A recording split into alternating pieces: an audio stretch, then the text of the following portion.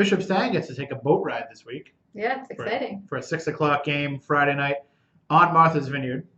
And it's going to be a long trip for a game against the 0-3 Vineyarders, which is not usually the case with them. Yeah, usually when a team goes to Martha's Vineyard, we always say, you got the boat ride, so that's a challenge in itself. And usually Martha's Vineyard is one of the top teams, for football, basketball, a lot of the different sports. So a lot of times when we get calls in, from coaches that, where their teams have been to the Vineyard, it's usually not good news.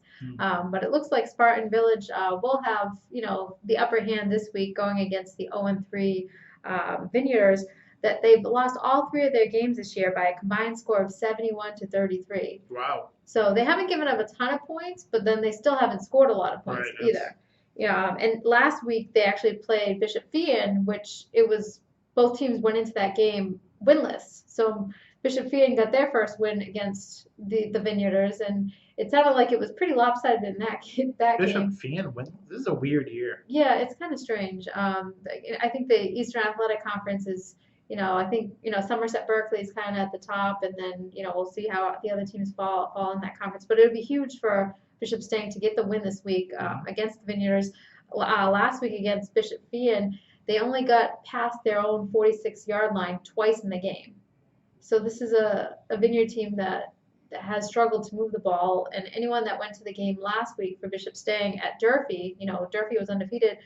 They saw a very good Bishop Stang team that had 2 weeks to prepare for that. They had the bye, and Matt Golden got his first start at quarterback for the season. He had been battling rib injury, and he had over 100 rushing yards, and he had 3 touchdowns, and he was really the key in that game to victory. And I know there was a lot of excitement, having Matt return, because that was able to move Mike Mello, I think, out to like a wide receiver spot. So it kind of opened things up and gave them another option. And it really, this is Bishop Stang's game to win or lose, in my opinion, just because the way the Vineyards have played so far this year.